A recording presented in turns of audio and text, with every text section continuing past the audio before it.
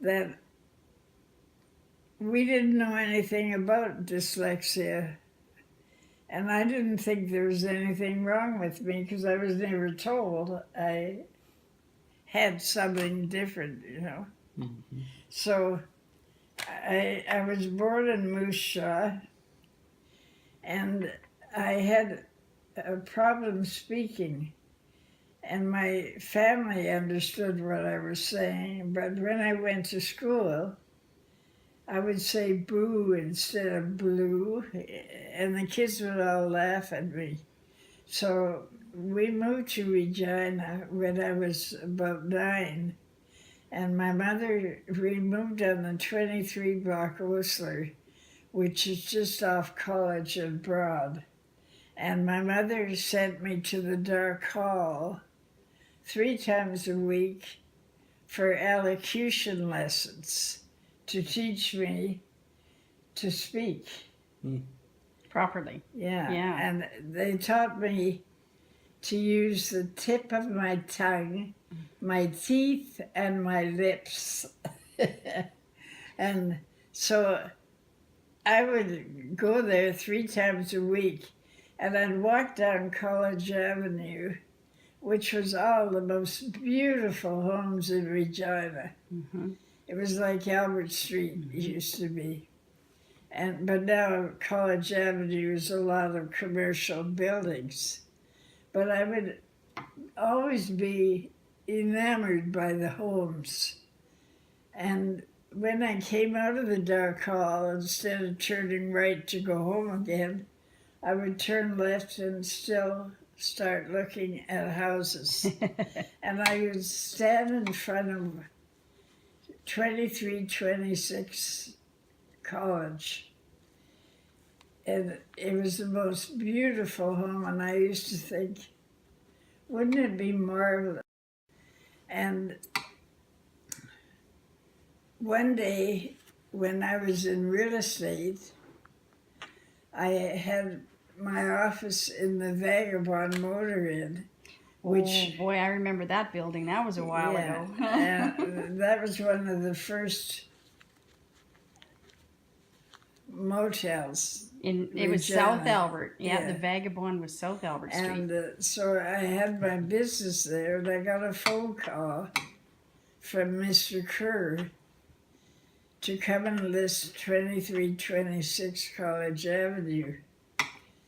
And I walked in. You loved that house, right? I walked in and I bought it. Oh. And that was the house that I used to stand in front of all the time when I was 9 years old. Isn't that amazing? So you admired that house and you ended up with it. It was my office for years. Dreams do come true, don't they? Yeah. So I always think, what you think about, you bring about. We've tried that. Well, I don't think you can just think, oh, I wish I had a Mercedes-Benz or something, and you get it. Yeah, that doesn't work too good. But somehow you will bring something to you. Good luck and positive thinking and visualizing it's yours somehow, Mm-hmm. Yeah. The laws of attraction, they call that. And some people have the dream, but not the willpower to get there and do it, while some people have the willpower to do it and get there, but they don't have the dream. Then there's a smaller percentage of the people who have the dream and the willpower. People like you, people, Yeah. Well, so I overcame my speech problem, and I could speak fine. And then when I was in real estate, I got asked to public speak. That might have been a little intimidating. And the first time I had to speak at a university in Saskatchewan in 1970. I started my business in 1965. Wow. My husband was one of the first people to work for SGI under the CCF when they started the government insurance and Medicare. Right. And so, So I know that's 53 years ago because I was born in 64. So. yeah, he worked there for 18 years. And I was a mother at home with 4 children, because in those days, married women hardly ever worked. You stayed at home. Yeah, and took And care there were of the no kids. daycares or anything. You were the daycare. So he came home and said, when the Thatcher government got in, they went through all of the CCF offices and fired the upper echelon. And by that time, my husband was a manager of a department. And they said, go home. There was no severance pay. He had 6 weeks holidays he'd ever taken. He didn't get a nickel for that. And we had no money because we lived payday to payday with one paycheck. Yeah. I was terrified. And he said to me, you'll have to go to work. And my mom and dad came over and they had brought me up to think that married women don't have to work. Mm-hmm. And they were so against me going to work. You should drive a taxi or do anything. And I was crying for 2 weeks. I was so scared because we had no money. Mm-hmm. And there were no credit cards in those days, you know. So he knew all the real estate men in Regina, and they were all local people. There were no Remaxes or national companies. Mm-hmm. And he called them all over one by one and said Frances would be so good in real estate. And because I was always buying a home for us, and he didn't mind as long as I could flip. And he recognized I had a gift. I had a photographic memory. I'd come home and I would remember the colors of all the rugs and walls and doorknobs. And he thought, she has such a gift. I could never do that. Yeah. And I thought everyone did that, but they don't. And so You paid attention to detail. the men he introduced me to, they wouldn't hire women in those days in real estate. They just laughed and said no. Mm-hmm. So my husband said, start your own business and hire only women because they work harder than men. We multitask more than men. Mm-hmm. And so I only had my grade 10, and I failed French and English and Latin. I failed all the languages. And my mom and dad said, well, girls don't need an education. So they sent me to Success Business College to learn to take shorthand and type. Mm-hmm. And I was fine with that. I could do that. And I worked for about 3 years at the government insurance office along with my boyfriend. Oh, wow, eh? And then when I got pregnant, of course, I quit. Right. And so when I started, I could, in those days, there was no real estate association. And so all I had to do was get a license from the provincial government. To sell. And I could start a company. Wow. So I kept thinking, what does a successful businesswoman look like? What does she walk like? What does she dress like? What does she talk like? And before I knew it, I was that woman. Mm-hmm. That's visualization. And so the way I went into real estate without courses was thinking, what did I want when I bought a house? And what did I want when I sold a house? Give that to people. Mm-hmm. So I used common sense and I went to lawyers and they showed me how to fill in offers to purchase and offers for sale. And the lawyers taught me everything I legally needed to know. To do that. Wow. So I taught all that back to my girls because I hired only women. Right. Well, in a year we took over Regina. That's good.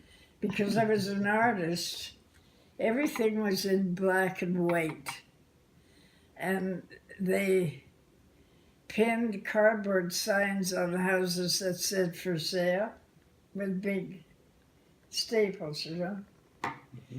So I designed the hanging yard sign, and I had an artist design me a French provincial picture frame, and I colored it magenta. Oh, wow. And I did everything in magenta. And the color caught on, so people remembered the name. You were branding back then. Yes. Yes. So I insisted on getting stationery in magenta. There was only white in those days. Yep. I had to get envelopes because I thought if those magenta envelopes hit a lawyer's desk with the offer to purchase in it, it will double identify my name to him. Mm-hmm. And pretty soon everyone will know who Frances Olson is. And so it was marketing skills that just came from thinking, what would you like? Give it. And how to be treated right and those kind of things, right? So one day I said to I got a letter 3 years later from the Human Rights Commissioner. And he said that the real estate men were complaining because I only hired women. I had to hire men. I was discriminating against men. And I thought, did they think if I hired men I'd go out of business? Is that their idea? No, probably not. But you were discriminated against in the beginning. Yeah. When you first started, they didn't want to hire you. hire women. Yeah, isn't that something, eh? And so life has many stories, doesn't it? Yes. Yes, it does. And then I said to my staff one day, we should have a referral network because there's so many people come here from Toronto or Montreal, Winnipeg, and we sell them a house. Mm-hmm. And then when they move on in 2 or 3 years, they call us again. And I said, by then we had a Canadian real estate office, and we had a book of all the agents across Canada. So I opened the book in Toronto, and I phoned Bosley and Company, just a name I picked. And he said, it's funny you should phone today. We've joined a network of relocation people that are in every major city in the States and 11 countries in Europe. And now we're going across Canada. So you're it for Regina. That's awesome. So 7 months later, I went to a convention of All Points Relocation in Washington, D.C. And I'm hard of hearing, so I sat in the front row. And the keynote speaker said, I can guarantee you the highest earners in this room are sitting in the front row.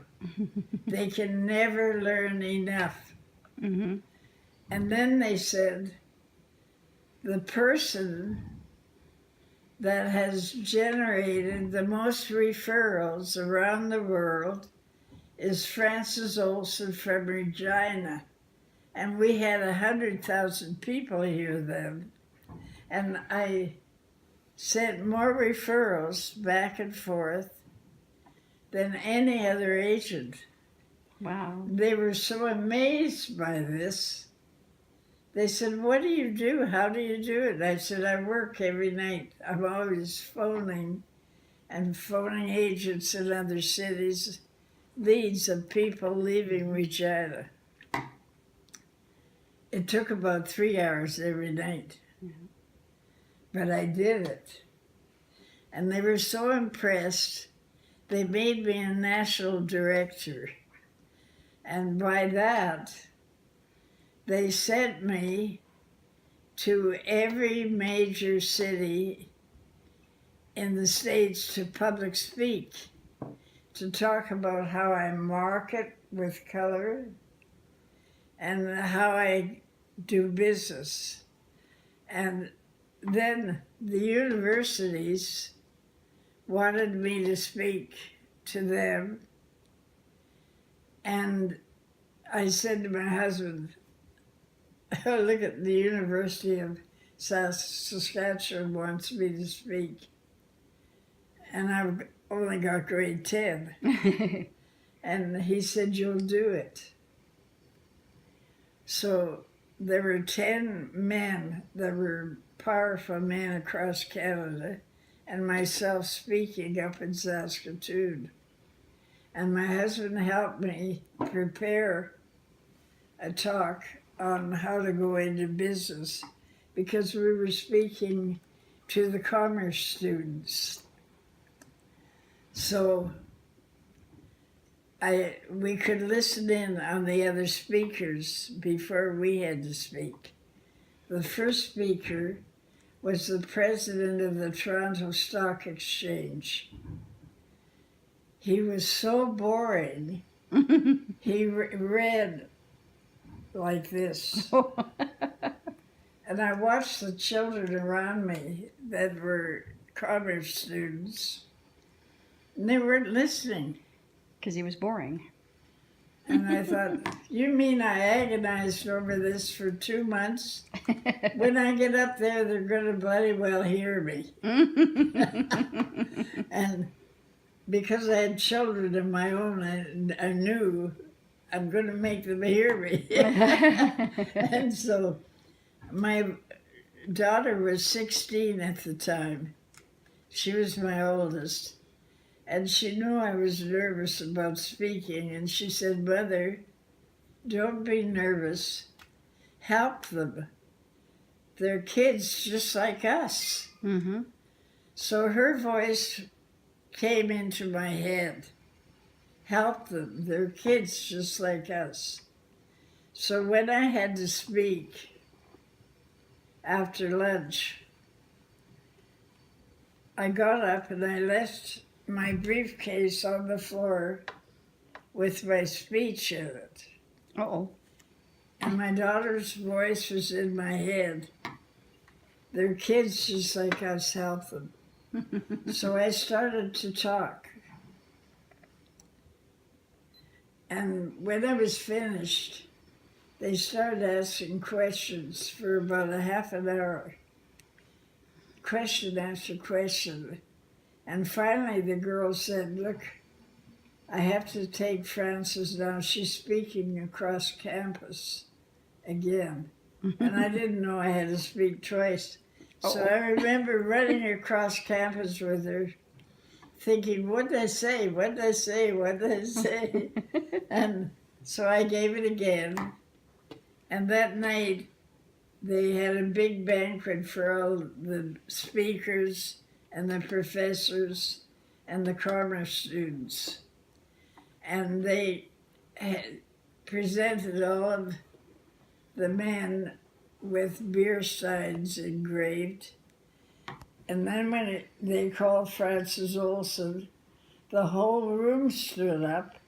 All the kids were whistling and cheering, and they made me an honorary professor. Honest, that's Can you nice. believe? The first time I ever spoke. Because you were the most charismatic speaker.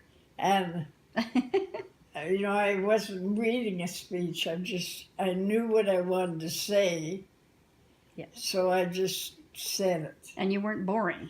And so from that time on, I spoke about 250 times. I spoke in London, England, and Miami, everywhere. Wow. And I never wrote a speech. And every university in Canada had me come and speak to their commerce students. So they called me a university chair. Now, is that a magic life or Yeah. what? Mm-hmm. So, what would you say to a girl who's a little apprehensive or scared to go apply for a job or go continue education? What would you tell somebody like that? I think you have to know your own abilities and project that you could, like, I think if you study the business you're applying for Mm-hmm. and you know something about it and you know where you could help that business, tell them. Don't just go in and apply for a job and know nothing about the company. Find out what does the company do and where could you help them. They want someone who will help their company grow. So you show them why they need you. That's, And take an interest in it. yeah. Yeah. You don't say to them, how many holidays do I get? When do I get raises? That comes if you're good. Mm-hmm. They want to keep you, they offer you. Yeah. You don't have to ask for it. Yeah. Yeah, good things come to those who wait. Yeah. So what's one of your most fun stories or funniest stories? Well, the one that I think is amazing was I had to speak in London, England, and I said to my staff, the next 3 months before I go, the top 2 girls, the top lister and the top seller, get an all-expense paid trip to go to New York, London, up to Scotland, Wow. and back. And so 2 of my girls won. I was 50 at the time, one was 40 and one was 30. And I insisted that my staff dress. There were no slack suits in those days, no jeans. Yeah. Farmers wore jeans. Yeah. So we wore suits Dress for and success. skirts about mid-calf. Mm-hmm. So I insisted, because the men were saying we slept with our customers to sell houses and everything, my husband said, don't listen to it. Just be really businesslike, dress businesslike, Yeah. not sexy. Yeah. Businesslike is sexy. Mm-hmm. You know, it says nice things about women. Mm-hmm. And that's a little sexy, isn't it? Mm-hmm. And so I insisted that they buy real leather shoes and real leather bags and wear pearl or gold earrings. And I said, whenever you want to look your best, you'll wear that outfit. Mm-hmm. So we were dressed very businesslike, and we were all very good looking. And that always adds a little. That helps, eh? Oh. So I said to one of the girls was from Nova Scotia, and her husband was an RCMP man, so he was stationed in Regina, and I sold him a house. So that's how I met her. And I said, would you come and sell real estate for me? Mm-hmm. And so I said to her, we're going to New York for 2 nights before we go over to London. I've never been to New York, and I'm not sure where to stay. So she said, I'll phone my girlfriend who's a travel agent in Nova Scotia. So she said the Plaza Hotel. Mm-hmm. So I phoned the Plaza Hotel. I didn't know what the Plaza Hotel was. Do you know what it is? I believe so, yes. Big, anyway. And so I booked 2 rooms, one for me and one for the 2 girls to share. And so when we got off the plane, I hailed a limo because whenever I was traveling and public speaking, they always picked me up in a limo. We had no limos in Regina then. And I did the right thing. To arrive at the Plaza Hotel in a limo is the right thing. Mm-hmm. And so we got out and walked through the beautiful lobby. And we got to the desk, and I said to the girl, I'm Frances Olson from Regina. I have reservation for 2 rooms. And she looked us up and down. And she said, I'm sorry, Mrs. Olson. We don't have the accommodation you requested. But to make it up to you, I'm putting you in the Plaza Suite. Oh, wow. And I said, that's nice. I didn't know what the Plaza Suite was. I had no idea. And so we go up to the Plaza Suite, and it's one huge room with all antique furniture and 2 bedrooms, one at each end. And so then we went down to the Palm Court, which is the restaurant in New York, you know, Mm-hmm. and ordered a meal there. And then we walked all up and down Fifth Avenue and through Central Park, and we had such a marvelous time. And when I went to pay the bill for 2 nights, she said $70. Wow. Even And back then, The holy. Plaza Suite rents for $5,000 a night. Wow. Now, that wouldn't have happened if we weren't looking our best. Mm-hmm. And we arrived in a limo.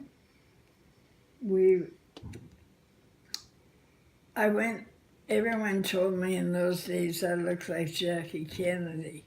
Yeah. And I went downstairs to get my hair done in the plaza.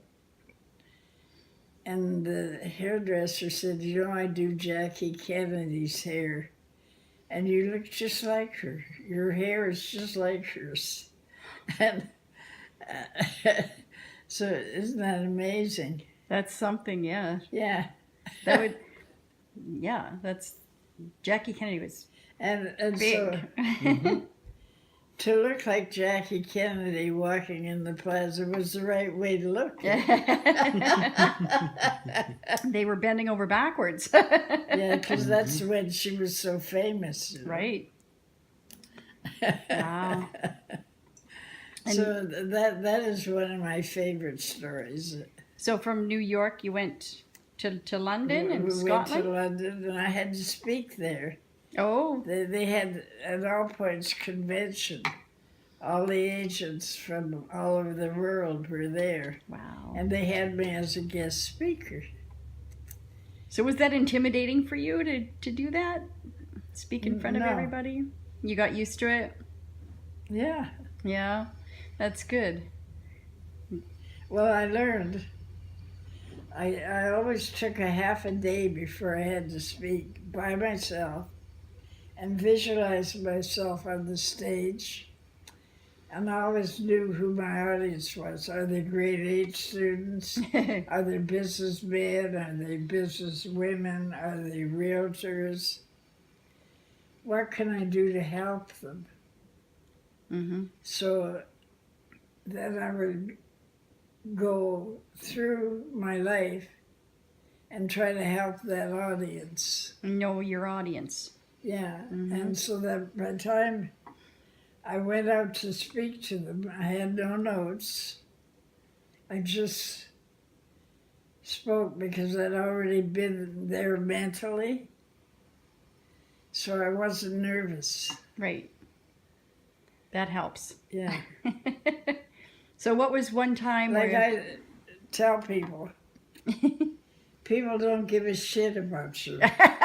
They're only concerned about themselves. That's true. So help them. Don't worry about how you look, how you sound. Are they criticizing me? Forget about yourself. Nobody cares. They Yeah. don't. That's true. That's true. And they will talk about you whether you're doing good or bad. So Yeah. you just have to go with the flow. Yeah. You have to roll with it. Yeah, like with the bad, they'd be like, saying, "Oh, she sucks," you know. With the good, they'd probably be saying, I think you said it earlier, sleeping with the men to make the sales. Yeah. Yeah. Gossiping like that. You know, I was at a convention in Calgary, and one of the realtors, it was a real estate convention, came up to me and he said, "Oh, you're that brown in Regina that sleeps with her clients to sell houses." And I said, "Is that how men sell houses? How interesting. I should try that." And he almost hit me in the face. Oh, He no. was so insulted. You know? That's Yeah. awesome. But that's a good way to put it back in his court too, though. Yeah. You know, and classy, I might add. Yeah. He just said the right thing just to put him in his place. Mhm. So, if you could redo something or relearn something or do something a different way, would you? No, you know what? When I was crying for 2 weeks when my husband lost his job, Mm-hmm. Stress. at that point in my life, it was the worst thing could ever happen to us. But now I look back, if that hadn't happened to us, I never would have become Frances Olson. Mm-hmm. Mhm. It's the best thing that ever happened to our family because it made us entrepreneurs. Made you stronger. My husband went into his own insurance agency, and I had my real estate company, and then we went into building houses, Mm-hmm. and I was the interior designer. I wrote columns for the Leader Post on interior design because I'm an artist. I feel what to do. Yeah. And You can match colors better than most men Yeah. too, probably. and so there are so many instances, like I almost started to look forward to an adversity because I learned through experience every time I had an adversity, something better came because I had that adversity. That never would have happened if I hadn't had the adversity. Yeah. You learn to appreciate the good more because you had some but bad. the interesting thing in my life is my voice. I lost my voice when I had a car accident when I was 57. I started real estate as 37. I was speaking in Yorkton, and coming home, I hit a blizzard, and I had a white Cadillac, and a snowplow was coming towards me, covered my white Cadillac, and I probably braked because I couldn't see. Right. And a Sears 18-wheeler pulling a trailer ran right over me. And I was underneath that big truck. My car was like this. An accordion. And I had so much brain damage. I was in a coma for 4 months. Wow. The doctor said I wouldn't know anything when I came to. I wouldn't know how to read or write or know people. And my kids made a pact that for 8 hours every day, one of them was with me 1 hour. And they would read out loud or talk to me. And I think that saved my brain. Because when I came to, my husband was in the room with me. I knew who he was. And he said, "You've been in a car accident." Well, it took me 4 years to learn to speak again. Wow. I lost my voice here. I had to take speech therapy every day for 2 years to learn to speak again. Isn't that something, eh? And I was a public speaker. Then I lost my voice again. It's always my voice. Yeah. But I'm glad you found it again. Yeah. So But my you- husband had a stroke 18 months before I had the car accident. And he wasn't able to work. So after 4 years, I said to him, "I'm so lonesome. I knew everyone in Regina, but I had no friends." I said, "Let's get out of here. No one's going to miss us." Oh. So we moved down to Cabo San Lucas, Mexico for 9 years. And that was the happiest time of our whole life. Really? Now, if he hadn't had the stroke, I hadn't had the car accident, we would never have found that happiness. Right. Everything happens for a reason. Mm-hmm. So there again. Yeah. So did your kids stay in Regina at that time? Hmm? Did your kids go with you to Mexico, or did they stay in No, Regina? they were all married by then. They stayed in Regina? Yeah. Wow. They're in Vancouver. Everywhere. Yeah. And you had 3? 3 boys and 1 girl. Oh, boy. So you were busy. Yeah. So, and how many grandkids do you have? There were no daycares in those Right. days. So my husband and I used to, who's going to be home for lunch with the kids? And I had a girlfriend who lived a couple of blocks from me in Whitmore Park. And she had a boy the same age as my 3.5-year-old. So when I got a call to show a house, I dropped him off. And he thought he was just going to play with Dougie, Yeah. you know? Wasn't really babysitting then. Yeah. So we had to make plans every day for the children. Mm-hmm. And they really helped us a lot. So, Well, that's good. and my daughter graduated from university with her BA, and she went to look for a job, and everyone asked her if she could type. I said, I might as well have sent you to Success Business College, No kidding, eh? because she was a girl in those days. Mm-hmm. And so I said, come into real estate with me. And she said, that stupid business, you cry all the time. Well, my husband was always after me. You have to do this. And I'd say, I can't.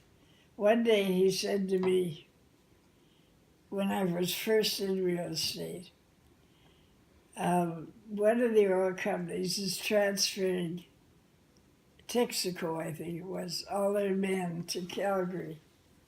You have to go to the office and ask who they're transferring, because the company offers to buy their home for a lesser price. Mm-hmm.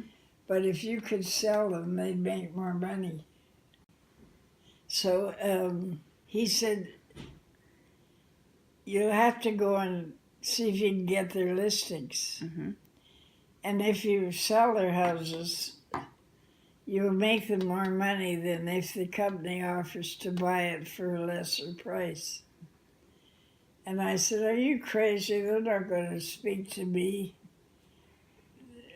because I'm just a new agent. And he said, this is what you have to do. Men do this. Mm-hmm. So he drove me down to 12th Avenue, I think it was the Hamilton block, and said, now get up there. There were stairs to go up to the office. And I was so scared. So when I got in the office, I'm so spacey, I look around and I said, gee, this office is pretty. A woman decorated this. I bet you did, I said to the secretary. And she said, yes, I did. And I said, I don't have an appointment, but I have an idea for how to sell staff homes. Do you think Mr. Jackson would see me? And she said, go right in. So I learned lessons that day. I learned the Iron Duchess is the secretary. Mm-hmm. And she won't let you in unless she wants to. Yeah. So by me being so, hey, I love this decorating. You did it, I bet. Mm-hmm. Complimented her. And I did it. Without her knowing. It was meaningful. Yeah. It wasn't forced. Yeah. And so that was one lesson. The next lesson, I went in and I told Mr. Jackson, I was prepared. We'd talked about how it would work. So he said, what a great idea. He gave me all the names. I ran back down to the car and my husband said, how did you make out? And I said, I got the names. He said, I don't know how you do it. I could never do that. So he was proud of you then. So he knew what works. Mm-hmm. But it takes a certain personality or ability, To accomplish it. to make that work. Mm-hmm. Yep. You have to So have a way, the right way. He was a great help to me in many, many areas like this. Mm-hmm. So But- he gave you a little push now and then. Yeah, but then he'd say, I could never do it. I don't know how you do it. So he was proud of you. Yeah. Well, that's good. Cabinets from the States. They were done in Canada. And you had to build them by hand here. Right. But the modular cabinets were already built. Mm-hmm. So then we had to buy a building to put them in. And so another interesting story. One day, let's see, I was reading the newspaper, and I was president of Buffalo Days. Were you? I was the first woman president of Buffalo Days. So we were always using Carling's and the breweries for parties Right. for Buffalo Days. So on the front page of the leader post, it said Carling's is selling its business for $1 million. And that was in the 80s. Mm-hmm. And so I phoned a man in Winnipeg that did a lot of development here in Regina with my daughter. She went into commercial real estate, Okay. and they were building shopping malls. So I phoned him and I said, you should buy Carling's. It's on Albert Street. It's got more cars going by than any other street. And you could build a mall there. You'll take Carling's down. It's got railroad tracks in the back, everything you need for a great mall. And he said, oh, I don't think I can afford it. I said, if you don't say yes, I'm going to phone Albert Abdullah. Because I grew up beside the Abdullahs. Mm-hmm. And Albert had a great restaurant in the Northgate Mall. Mm-hmm. And I phoned him and I said, Albert, you should buy Carling's. It's a great deal. But you have to offer $1 million. You don't want to lose it. And he said, yeah, I think I'll buy it. I'll phone my friend. He'll go partners with me. Yeah. So I sold it. So in the meantime, I phoned a girl who worked for me who sold the manager of Carling's a house. And I said, what's the manager of Carling's name? And where does he live? And she told me. So I phoned him. And I said, I've just sold Carling's. Who do I give the offer to? He said, well, I'm going down to Toronto. And I'll phone you from Toronto. And let you know. Mm-hmm. So when he got to Toronto, he phoned me and he said, yes, we'll accept your offer, but the listing agent has to be A.E. LePage. And I said, what for? Mm-hmm. They didn't have a listing. I said, is that the only way I'm going to get this deal? He said, I'm afraid so, because the manager of Carling's golfs with the manager of A.E. LePage in Toronto. Oh, wow. That's networking. Yeah. I said, okay. Well, then that afternoon, he said, take the offer to George Solomon. He's our director in Regina. That's Von Solomon's father. Mm-hmm. And he was a good friend of mine. He lived around the corner when I was a kid. And so I got him to sign the offer. Then that day, my friend from Winnipeg came in and said, I decided I need Carling's. I said, you're too late. I said I was going to sell it. And I did. So he said, I'll give you an offer for $70,000 more. So I wrote up the offer and I took it to, who did I sell it to? Albert Abdullah. Yeah. I said, sign this, Albert. You haven't even given me a deposit yet, I made you 70 grand. So he said, okay, and he signed it. So my daughter was in Calgary taking a 4-year course on commercial real estate, CCIM she was getting. Mm-hmm. There were no women in Canada had a CCIM or the States. And I said to her, how's your course coming? And she said, it's so hard, I'm dying. Oh. I said, well, while you're learning how to be a commercial realtor, I just sold Carlin's Brewery twice in one day. Yeah. That's awesome. That's on my documentary. Yeah. Yeah. That's marketing too.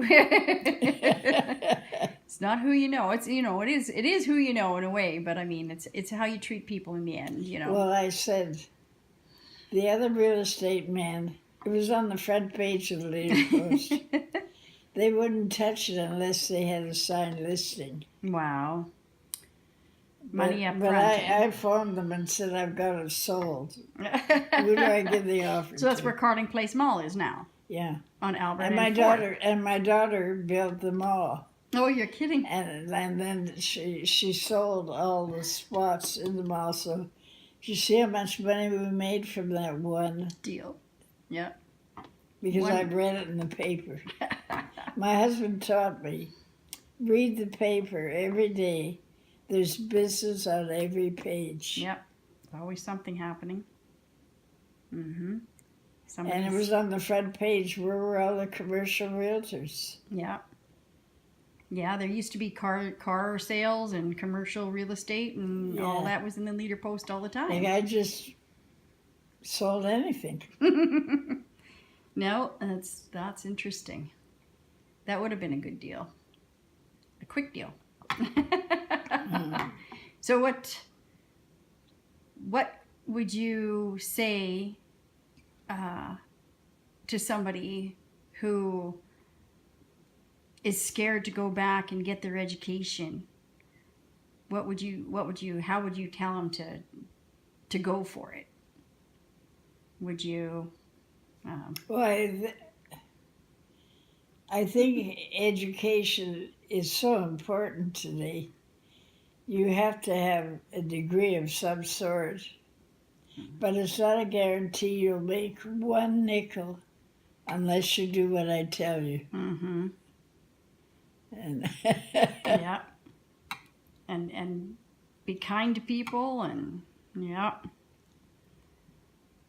You just have to get your foot in the door too, right? Just have to go for it. like the key to my success was people. Mm-hmm. And I don't know how it would work today with computers, because the key to everything I did was people. Yeah. The internet I takes connected all the time with people. Yeah.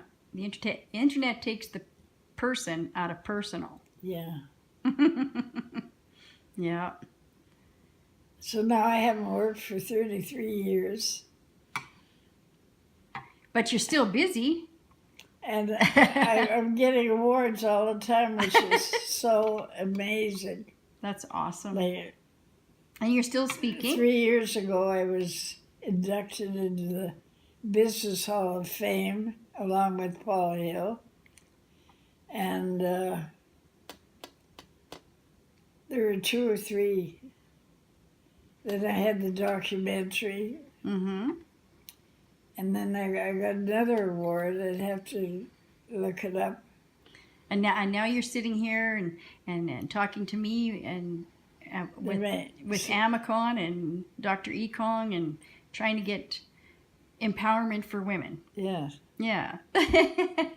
So I think that I'm very fortunate I don't have brain damage. Exactly. Because if you've had brain damage, you will have Alzheimer's. Mm-hmm. And how old are you now? 90. You're 90. When is your birthday? April 26th. Are you a stubborn Aries woman? No, I'm Taurus. Are you Taurus, the Yeah. bull? I knew it was one or the other in there. Yeah, you did? I'm a stubborn Aries woman. You're Aries? Yeah, I'm April 4th.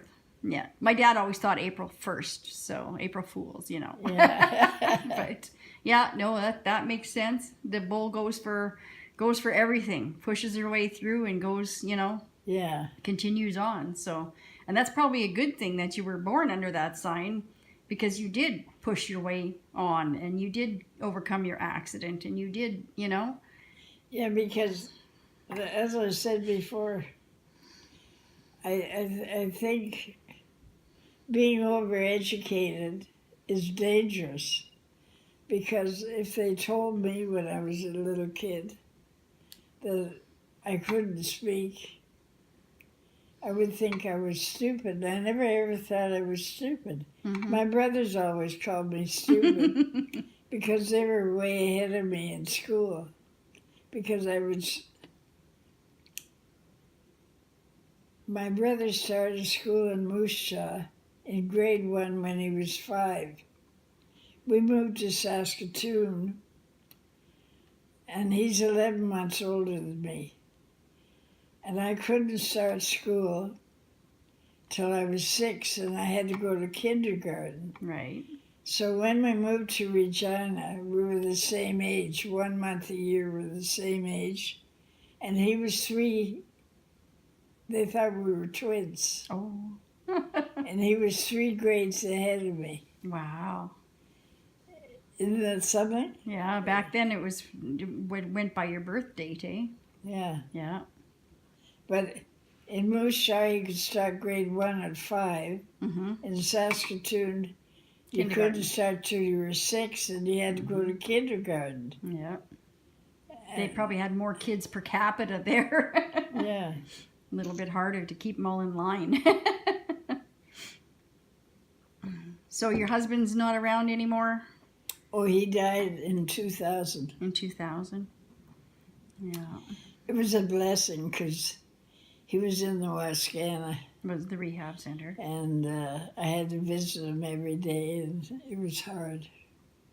It's hard to see somebody in the not have their freedom, I think. Well, Yeah. He didn't know who he was. You know. Aw. It was time for him to die. Yeah. I was pleased when he died. Yeah. You know, I cried the first year a lot, thinking back over Yes. good days. Memories. Yeah. But you don't remember the bad days. No, not at those times. No. Yeah. Yeah, that's something, eh? So your oldest child is how old?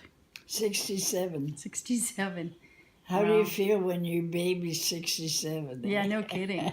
Mine is 18, and that's scary enough. I don't know about any more than that. Yeah. Yeah, time flies when you look Well, I back. have grandchildren older than him. Oh wow, eh? So everybody's doing good in your family then, and Yeah. you've instilled some good qualities in everybody. My sons are goldsmiths. Oh, are they? You know, Derek and Scott Olson. Oh, okay, goldsmiths. right. My daughter has a huge real estate empire Oh, that's awesome. in Minneapolis, and she has collars here in Regina. And she lives in Florida now. She's retiring, Oh, wow. and her son's taking over her business. So everybody sort of stayed in the same industry then. Yeah, like That's when she awesome. started with me, she went into commercial real estate, Right? and she's so much more successful than I was, Right. and nobody knows her. But she's not here in Regina. But she was. So, does she do most of her job through the internet now? I don't know how they work today. It was pretty personal back then, wasn't it? Oh, yeah. Yeah. Yeah, no. Like I can't even read the funny papers anymore. Yeah, they're not I there. can't understand it. The whole world is ahead of me. Yeah, and it's all texting lingo and short firm words and Yeah, I don't even have a phone. You know? yeah, one of those smartphones. That's awesome. Well, thank you, Frances. I think we'll just wrap up the interview part, and I'm very glad you took the time today to see me. It's awesome. Thank you.